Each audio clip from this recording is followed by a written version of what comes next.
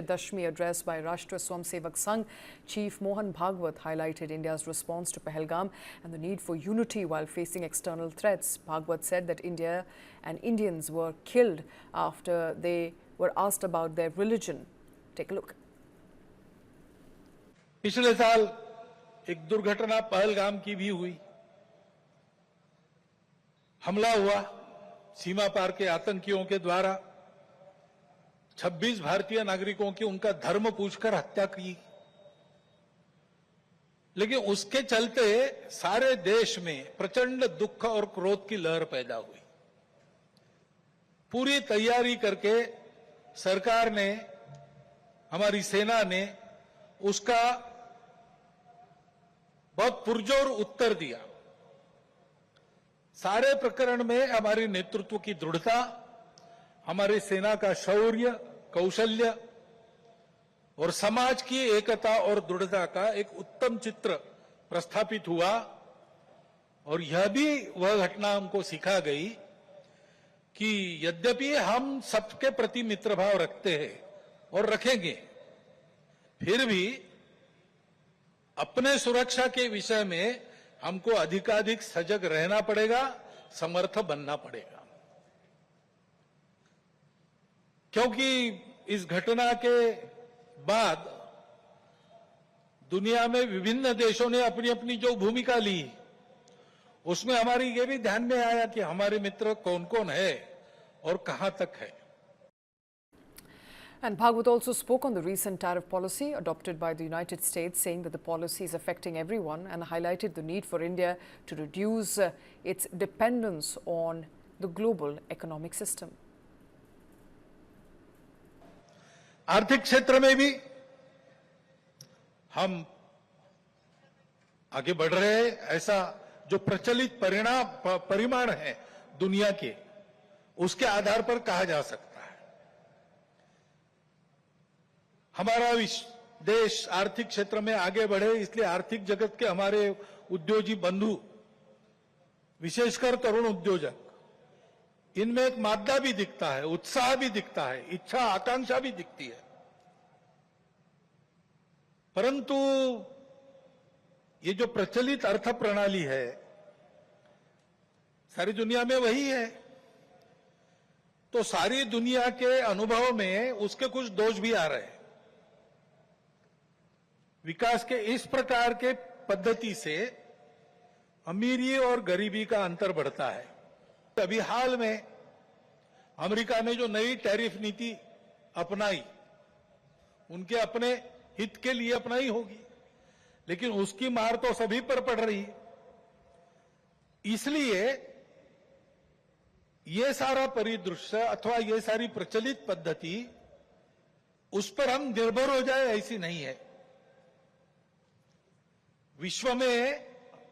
विश्व का जीवन परस्पर निर्भरता से ही चलता है। राष्ट्रों में आपस में सब प्रकार के संबंध होने पड़ते हैं। अकेला राष्ट्र अलगाव में, आइसोलेशन में जी नहीं सकता।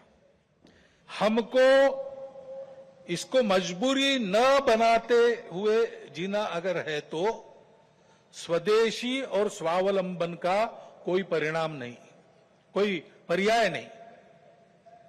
हमको आत्मनिर्भर होना पड़ेगा, स्वावलंबी जीवन जीना पड़ेगा, स्वदेशी का उपयोग करना पड़ेगा, और फिर भी अंतर्राष्ट्रीय संबंधों का सब प्रकार के, राजनयिक हो, आर्थिक हो, व्यापारिक हो, इन सबका जतन हमको करना पड़ेगा।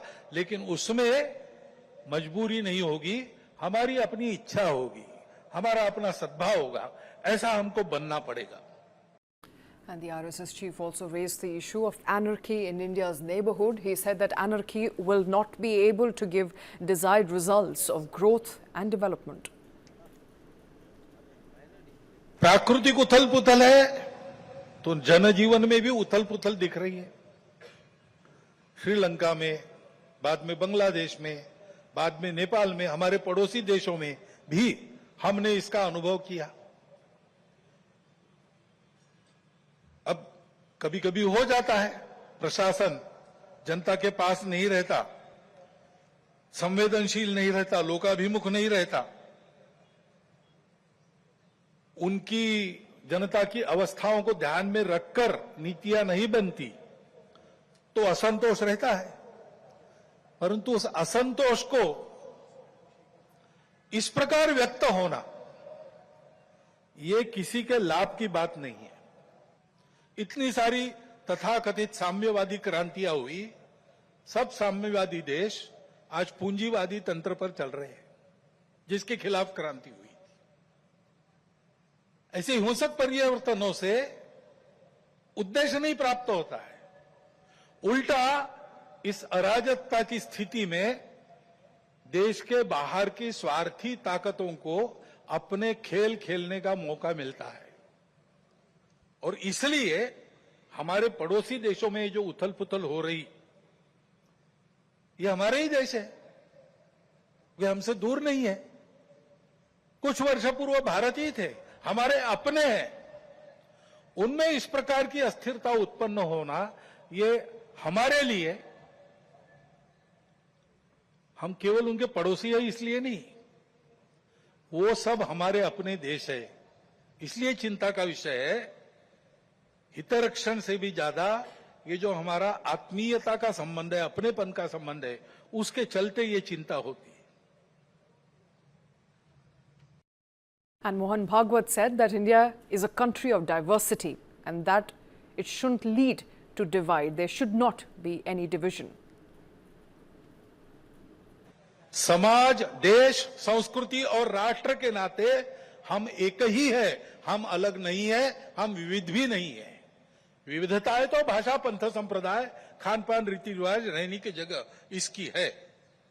और इस एकता के चलते हमारा सबका आपस का व्यवहार सद्भावनापूर्ण और संयम पूर्ण रहना चाहिए। सबकी अपनी अपनी विशिष्टताएं हैं, उनकी श्रद्धाएं हैं, महापुरुष है, पूजा के स्थान है। मन वचन कर्म से आपस में इनकी अवमानना नहीं होनी चाहिए, इसकी चिंता सबने करनी चाहिए, किसी एक ने करने का ये काम नहीं है।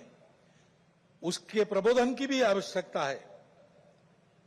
विविधता है और सब लोग साथ में रहते हैं, तो जैसे अनेक बर्तन साथ में रखे तो कहीं ना कहीं आवाज हो ही जाती है। इतने बड़े समाज में इतने सारे लोगों के साथ रहने से कभी कभी कुछ आवाज हो भी सकती है, लेकिन होने पर भी नियम पालन करना, व्यवस्था पालन करना, सद्भावपूर्ण व्यवहार करना, ऐसा स्वभाव बनना चाहिए।